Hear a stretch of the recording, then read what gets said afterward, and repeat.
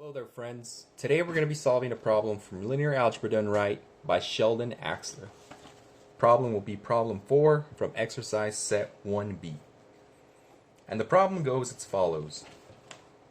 It states that the empty set, however you choose to write that, is not a vector space.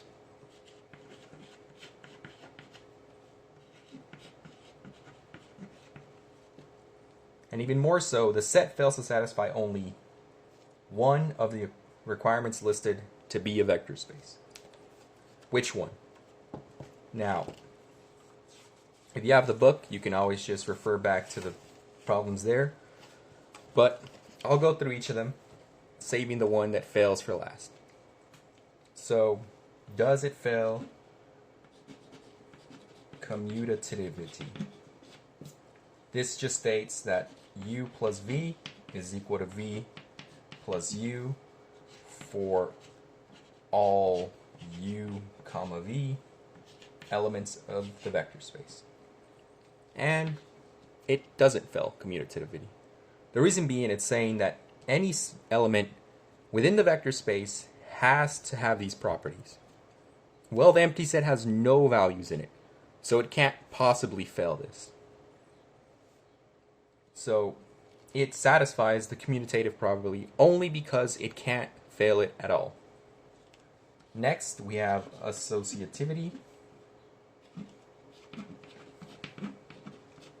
which states u plus v parentheses plus w is equal to u plus in parentheses v plus w, and the same applies to multiplication. AB times V is equal to AB times V. Of course, all these elements are elements of, we have U, V, W, elements of V,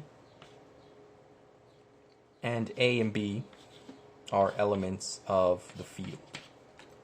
These are scalars. Now, does the empty set pass this? And the answer is the same as the commutative. Yes, because the only condition here is that the elements in the set pass this. Again, empty set is empty, so it has no values in it. It can't possibly fail this condition, even if it wanted to. So far, empty set is passing most of the tests to show that it's still a vector space.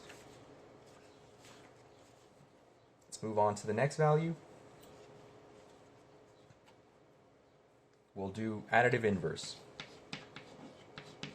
Additive inverse. Now, it states that for every v element of the vector space, there exists some w, which is also an element of the vector space, such that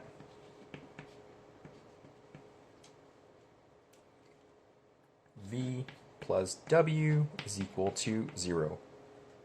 Again, we can see that this only requires that the elements within the set match the prescribed. So here it just says that for every element, there has to exist this element such that this condition is met. Since there are no elements in the empty set, again, rather redundant proof, there's no elements in the set, it can't possibly fail this condition at all, because there's nothing to check towards. This isn't computer science. As mathematicians, we're completely fine stating that this is unfailed since it's never checked. Now, we have the multiplicative identity.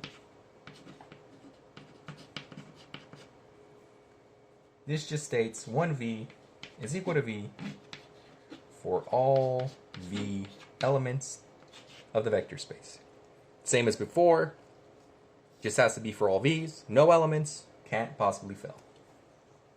There's only two left. and then we'll get to the failing. Well, one will be the last one that it completes, and then we'll get to the failing condition. And so there's the distributive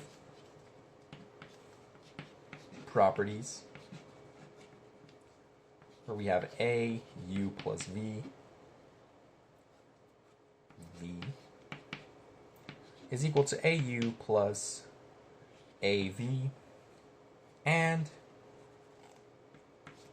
A plus B times V is also equal to AV plus BV. In this case, A, B are elements of the field, and U and V are elements of the vector space.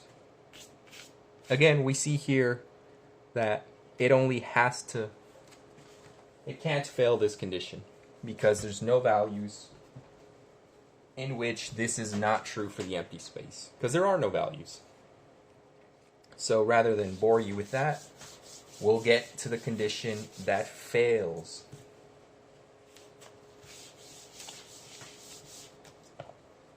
And that is the additive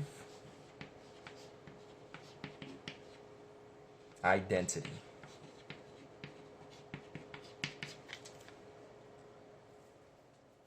The empty set fails the additive identity. I'll write it down and see if you can see why it is that it fails. So the additive identity goes as follows. There exists such an element 0, element of the vector space, such that V plus 0 is equal to V for all V elements of the vector space. Now, why is it that the additive identity fails? The reason lies here.